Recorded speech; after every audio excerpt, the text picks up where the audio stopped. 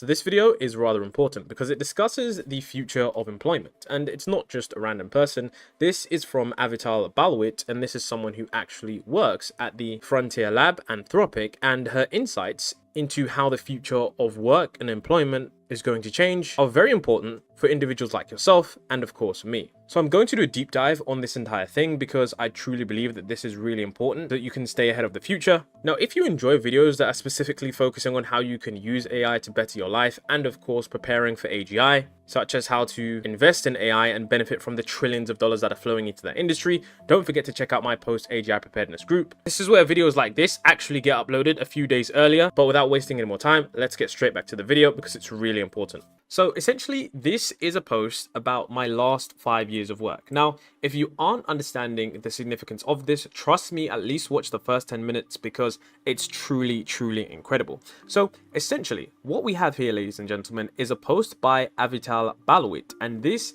is Anthropic's chief of staff, okay? And this is kind of like a personal reflection / diary on how the next few years of, the economy are going to go for the average person in regards to work and where they fit into the economy and how things are going to be working. Now, the reason I'm covering this is because I think this is probably one of the most remarkable insights that we are lucky to have to get, because a lot of these, people at Frontier Labs, they truly don't talk about how the future of work is going to be.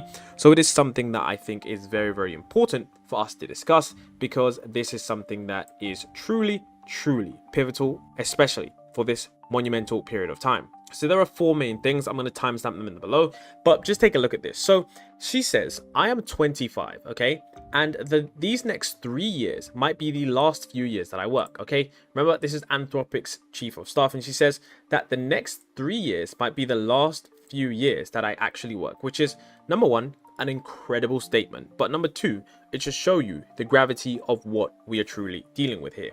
It says, I am not ill, nor am I becoming a stay-at-home mum, nor have I been so financially fortunate to be on the brink of voluntary retirement. I stand at the age of a technological development that seems likely, should it arrive, to end employment as I know it. So this is not some kind of clickbait title where I'm trying to draw you in. This is the exact words from this person who is working actively at Anthropic. Now, Anthropic is one of the leading AI labs that made Claude 3, which is of course Claude Opus, which is one of the frontier models that is performing very effectively. Now, what we can see here is something absolutely incredible. We can see them stating clearly that if it does arrive, okay, whether we're standing at the edge of this, which seems likely, that it's going to end employment. So, how a lot of the time, okay, individuals in certain communities, they may discuss labor and work as something that, of course, is, going to be there for many individuals like you and myself. But the prevailing trend from many of the industry leaders that I continue to see is the fact that there won't be any true work after a certain period of time, due to the fact that we have a situation on our hands where the technological developments that are coming are most likely to end this paradigm, hence the reason post-AGI preparedness, so that you can navigate this. Now, basically, she then states, I work at a frontier AI company. With every iteration of our model, I am confronted with something more capable and more general than before. That's just absolutely crazy. With every iteration of our model, I'm confronted with something more capable and more general before. At this stage, it can completely generate content on a wide range of topics. It can summarize and analyze text passably well. And as someone who once made money at one point in time as a freelance writer and prided myself on my ability to write large amounts of content quickly, a skill which, like cutting blocks of ice from a frozen pond, is arguably obsolete, I find it hard to not notice these advances, okay? Remember that one, I find it hard to not notice these advances. Freelance writing was always an oversubscribed skill set, and the introduction of language models has further intensified the competition. Now remember, the whole point of these videos is to ensure that you are paying attention, because a lot of people just say, we'll find new jobs, we'll be fine, yada, yada, yada, yada.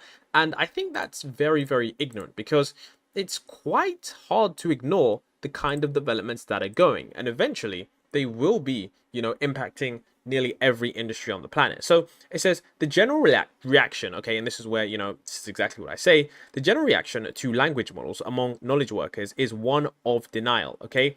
one of denial. Okay, and this is why I'm making this video, because I want you all to understand that whilst yes, in previous technological revolutions, like when we had the industrial revolution of the farming industry, and many people were thinking, oh no, all of these computers are going to take our jobs, and all of us that work in the farm industry come. The problem is that we're of course going to be having a situation where no longer are we going to be needed in the farming industry, so we might lose our place in society. But of course, in that stage, we did have a lot more things to do. But the reason that this time is different, okay, and you shouldn't be in denial, okay, especially among knowledge workers, is that AI is the automation of automation. So it's a feedback loop, because AI is something that can automate itself, which is different than previous generations. Remember that this time is different. So it says they grasp at the ever diminishing number of places where such models still struggle, rather than noticing the ever growing range of tasks where they still have reached or past human level. This is something that I truly think people need to understand.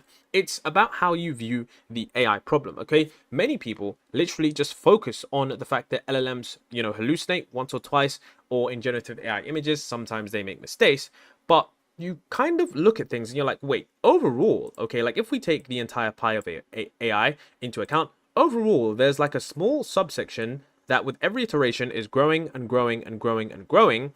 Whereas like most people are like, oh no, it can't do this small bit. Oh, it can still not do this small bit. Oh, it can still not do this small bit. And eventually what's going to happen is that it's all going to be able to be done by AI, which means that like, if you're at this stage right now, where you can see that, okay, AI is slowly starting to surpass human cognitive capabilities, it's best at this point to be like, okay, I'm going to, pay attention here and at least position myself, rather than being, as she states, in a place of denial. So, she says, many will point out that AI systems are not yet writing award-winning books, let alone patenting inventions.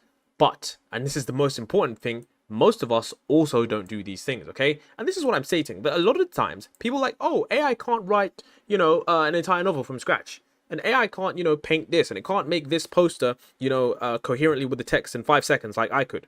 But you couldn't do that. Most people couldn't do that. AI is able to do a lot more than the average person, which is the point, okay? Most people don't do these things, and this is something that most people are failing to acknowledge, okay? The economically and politically relevant comparison on most tasks is not whether the language model is better than the best human, it's whether they are better than the human that would otherwise do the task. And this is the most important distinction. I'm going to say it again. The economically and politically relevant comparison on most tasks is not whether the language model is better than the best human, it's whether they are better than the human that would otherwise do the tasks. Basically, this question is the best question, okay, because it shows you at what point things get automated. And this is what I've spoken about before. Imagine this, for example, right? You have someone who works in a store, okay? Let's say that person previously, they did, checkout at a grocery store, okay? Right now, we have AI self-checkouts or whatever. We've got all these kind of crazy things going on. Of course, the self-checkout is just a piece of technology. But the point is, guys, is it sufficient to have an AI system be better than the average person that would do the task? In any scenario where that is true, you are going to get automation of that labor. It doesn't need to be better than the best person. It just needs to be better than the average task that it would take. And that is the important distinction, because a lot of people think, oh, this thing can't create Hollywood blockbuster movies. It's not going to, affect the movie industry. But it will affect other industries like the film industry, the photography industry, all of these other ones, especially when, we look at future models, how much smarter they're going to be, just because they're not going to be as smart as Einstein. It doesn't mean they're going to be not smarter than the average researcher, which is, of course, very fascinating. And then it says, this makes the objection that AI systems are not yet coding long sequences or doing more than fairly basic math on their own a more relevant one. But these systems will continue to improve at all cognitive tasks. Okay, and that's an important distinction, because a lot of the cognitive labor, it's kind of going away from the trends that we can see. Okay, the shared goal of the field of artificial intelligence is to create a system that can do anything. And she says here that I expect us to soon reach it. And if I'm right, how should we think about the coming obsolescence of work? So Now, here's where we talk about the future of society. So she says that it's not worth noting that upfront that even today, work is far from the only way to participate in society, but nevertheless, it has proven to be the best way to transfer wealth and resources. It provides personal goods like social connection, status, and meaning. And of course, it offers social goods like political stability. And here's where we get into the crazy things. Given this, should we meet the possibility of its loss with sadness, fear, and joy or hope? The overall economic effects of AGI are difficult to forecast. And here, I will focus on the question of how people will feel without work, whether they will or can be happy. And there are obviously other vital questions like how will people be able to meet their material needs? Many have examined this question, and this is the important part here, okay? And this is why I launched a community and why we're working on all of these things. Many have examined this question, okay, with no final answer yet as adopted by official policy for this contingency by any government. So there is not a single government that is currently looking at this problem and thinking, okay, this is going to be an issue in a few years. How are we going to tackle this? And I think that that is important because many people think that, okay, the government is going to be there to take care of me.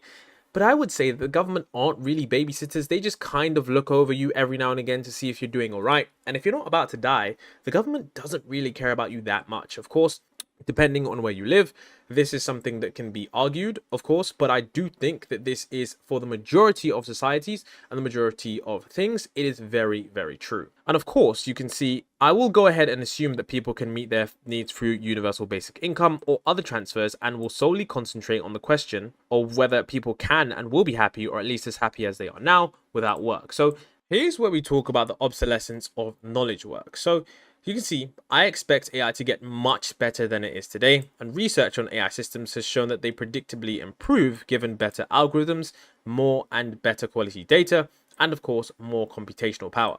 Labs are in the process of further scaling up their clusters, the groupings of computers that the algorithms run on, and machine learning is a young field with an enormous amount of low-hanging fruit in terms of discoveries. I meant to say fruit there. And this means that, researchers can continuously find improvements on the algorithms of these AI systems. So the point here, and I think this is one that, it kind of goes back to what Leopold Aschenbrenner said, is that when we take a look, okay, at the fact that there is a lot of low-hanging fruit, this kind of shifts our opinion. It's not a field that is, mature to the point where, we are at the edge of everything that we know, or at least what we think we know, and it's very unlikely we're going to get a breakthrough for another 20 to 50 years, like in some fields. This is a field that, when we look at, the fact that if we know that we scale up another 10 times, we're about to get a whole lot more. We know that if we improve the data quality and the amount of data, we're about to get a whole lot more improvements. We also know that there's a lot of inefficient algorithms that we do use, and we know that there are literally a million different ways to improve these models in terms of the algorithmic efficiencies in terms of how they respond. So the point here is that there is a lot of low-hanging fruit in this industry, and we're only at the frontier of what these models are going to be capable of, since we haven't exhausted all of those things. If we had exhausted the compute capabilities, all the algorithmic discoveries, and we were at the wit's end, and these are the kind of systems that we had, then maybe potentially it could be argued that we were near the end in terms of the growth, especially in terms of the curve. Maybe the growth would, start to slow off like that. So that is why I think this is really important, because there is a lot of low-hanging fruit that could truly give us a lot more exponential gains. And you can see, while there is an enormous amount of data that has already been fed through them, there is still more to be found, and it can also be generated by these systems themselves. So given these scaling laws, we can reasonably foresee that these systems will keep getting better at least until these inputs run out. So at what rate will they get better? Language models are not, for the most part, continuously improving. They get better in discontinuous jumps.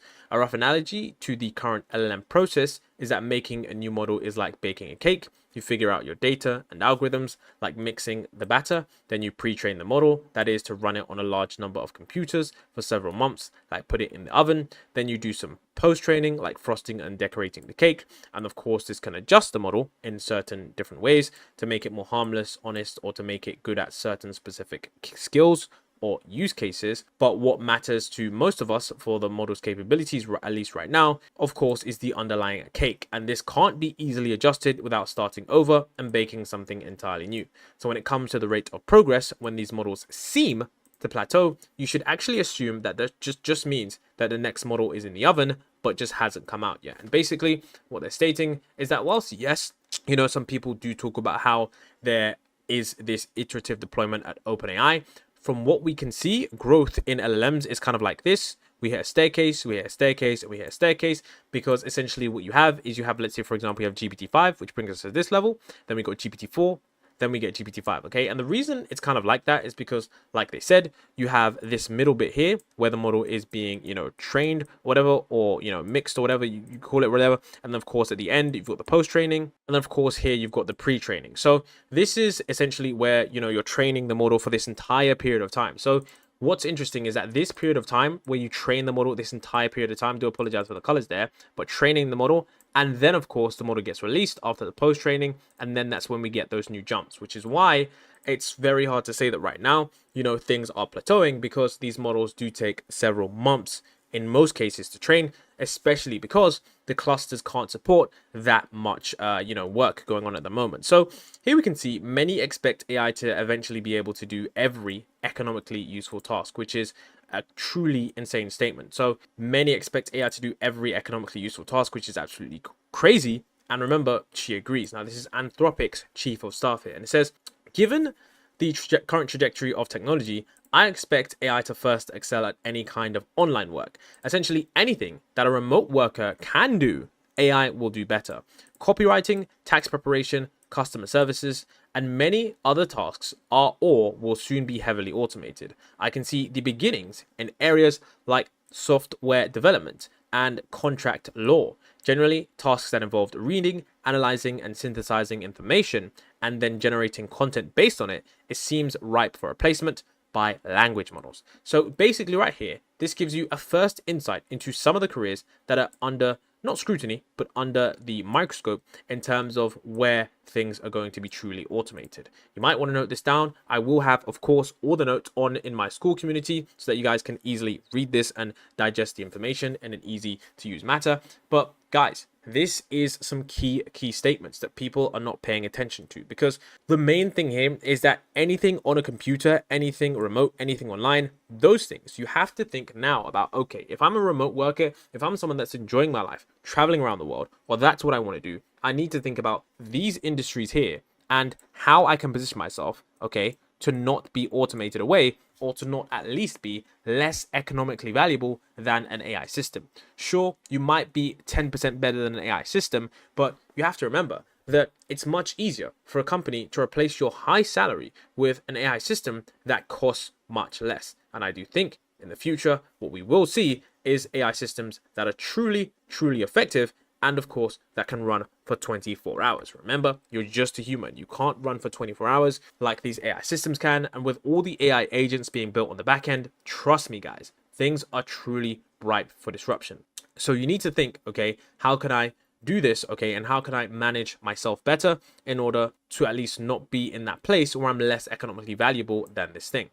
And here's where we have some more stuff. So here's where we get to the obsolescence part. And this is where we actually start to look at certain industries and how things are going to be changing. So essentially what she talks about here is that, this is not going to come for every industry at the same pace. It's not like one day everyone's working and the next day everyone's not. We're going to have a situation on our hands where this area is now affected, this area is now affected, this area is now affected. And it's going to definitely be proportional to AI system releases. For example, when GPT-5 does release, I do expect a wider range of jobs to be not completely automated, but very nearly on that chopping block level, to where, there's going to be another wave of potentially layoffs, or potentially, companies that used to hire people not hiring people. And the problem is that these effects are downstream, meaning that if someone was going to create a company in the future and they choose not to create a company, you don't experience that level until like maybe 12 to 48 months after, because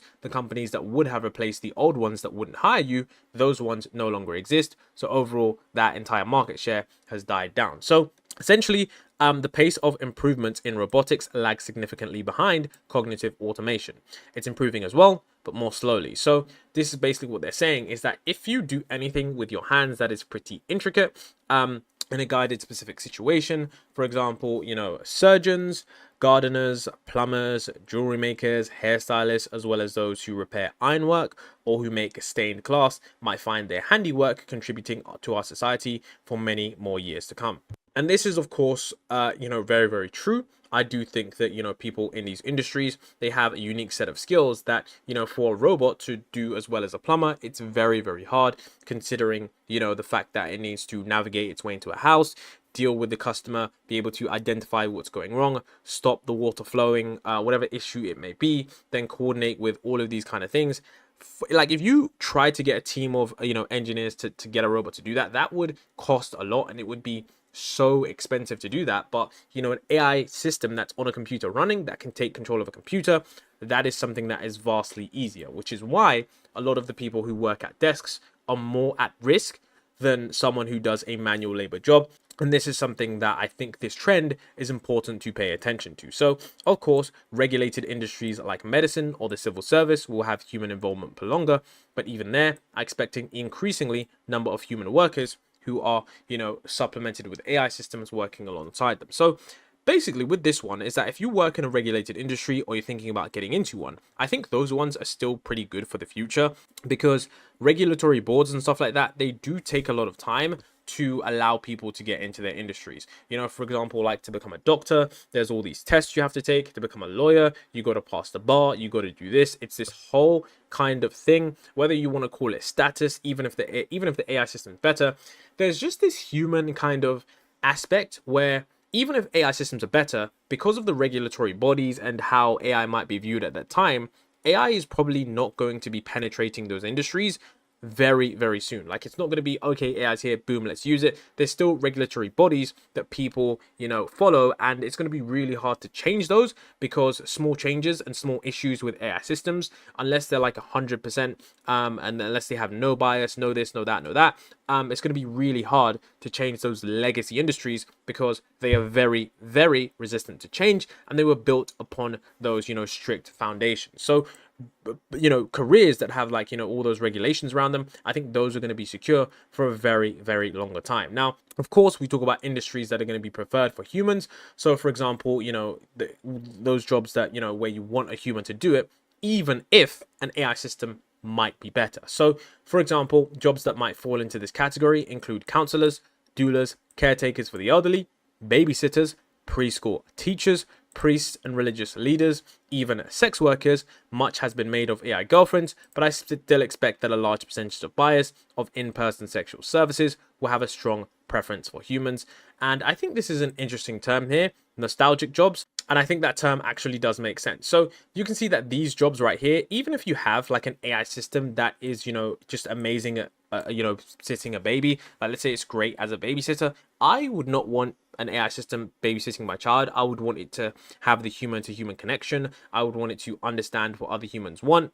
This is just going to be something that maybe as I grow older and as I, get older into my older years, I'm just like that old person who's scared of robotic technology, and I'm like, no, I want a human looking after my kid or whatever. Or maybe, even people growing up now, they still find it weird. But over time, those values can shift as robots become more and more useful and as they become more and more human-like. So it's going to be interesting to see how things are going to be, done in that aspect. But these jobs right here, they're essentially valued because there is a human right there. So if I was going through a problem, I wouldn't really want to talk to an AI system because the whole thing about like counseling and stuff like that and being, talking to a therapist is that there's a human who actually empathizes with you. And no matter how smart an AI system might be, it hasn't had its own, subjective or objective, whatever you want to say, experience of the real world. So it's not going to be able to empathize with you on that way that an actual person that can be like, oh, I understand that, I went through that, I've had this experience, I had that happen to me when I was 21, and that, like, the things like that are just completely priceless. So those things there, like those areas and categories, are gonna really do well, which is why it's important to like kind of look at this because a lot of people don't understand truly the dynamic on how things are going to change given the nature of AI going. Now, for the rest of this article, there are some interesting things. There is the psychology of employment, which is as automation rolls out across these industries, how are people going to feel? And basically what they're stating here is that, evidence shows, unsurprisingly, okay, in fact, no, this is actually quite surprising, is that, basically they're trying to look at how unemployment actually affects people, okay? And it says that one study that tried to tackle this looked at the effects of unemployment caused by the collapse of the Spanish construction industry on mental and physical health. And this particularly study was attempting to disentangle the causality, because people who lose their job during a nationwide collapse of an industry will avoid this selection effect. These individuals are no more likely to have mental or physical issues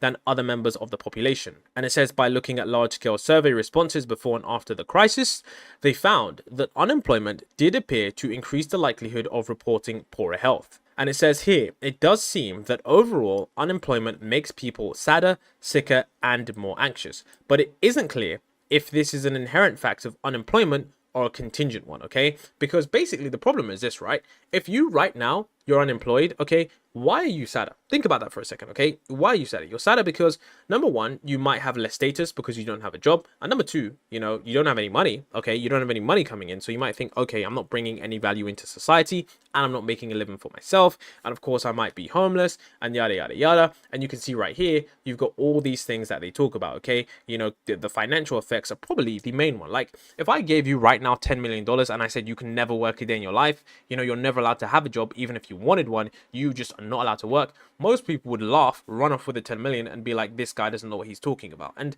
that's the main point here, is that it's hard to understand whether or not humans derive meaning from employment or it's just the contingent effects, okay? And you can see right here is that, of course, this might not occur in the context of universal basic income. And of course, it's confounded with the shame aspect of being fired or laid off when, you really feel like you should be working, as opposed to the context where essentially all workers have been displaced.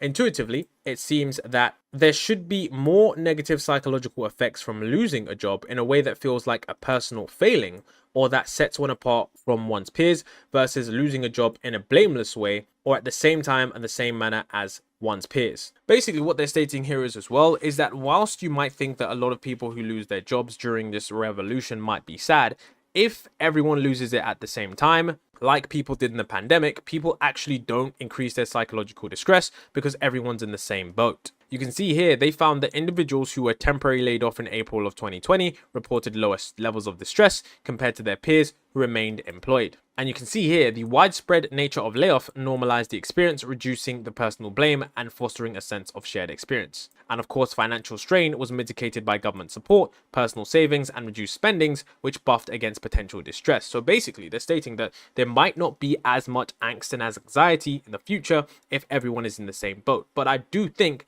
that this is going to be nuanced because there are going to be a lot of industries that are affected before other ones, as we previously discussed. Knowledge work, cognitive labor jobs on a computer, those ones are going to be automated heavily away first, and it's not going to be all at once. Some companies are going to choose to implement them. Some companies are going to say, nope, we're 100% human run, we're never going to use AI. That's going to be their marketing gimmick. Those are the companies that you kind of want to work for and be aligning your options with. But it's going to be kind of interesting as well. Like, if you're looking to work for a company, try and see what their CEO's view are on AI. Of course, every CEO's incentive is to make more money, so they're probably going to do that. But you'd be surprised at how things work in the future. And this is where we get into two of the most interesting concepts here, okay? And this is where she talks about Ian Banks' The Culture books. And this is where, they are completely post-scarcity society. Money is viewed as crude and irrelevant for allocating resources.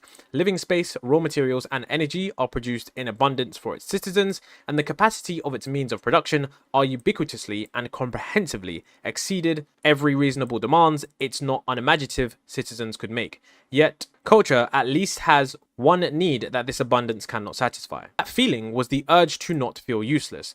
Basically, to cut the nonsense, this passage highlights the fundamental and AI need to feel like they are contributing to something larger than themselves. Even in a paradise where all material needs are met, the psychological need still persists.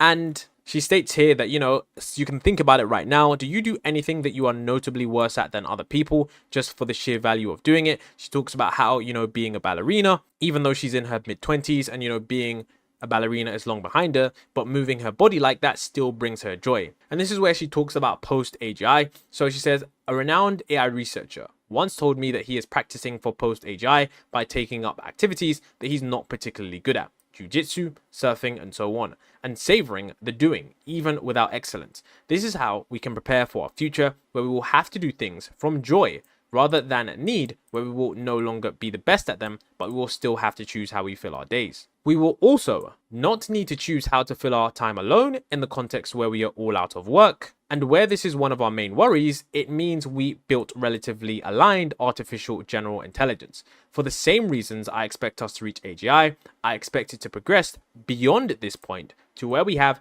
superhuman systems. For the same reason these systems will be helpful with anything, we should expect that these systems will be able to help with the problems that they create. And basically what they're stating here is that if we get superhuman systems that replace us, there's no reason to think that they cannot help us if we don't have meaning in this future world. And I think this article is very important. Like I said, I'm going to have like a short private blog where I summarize everything into a nice area on my school.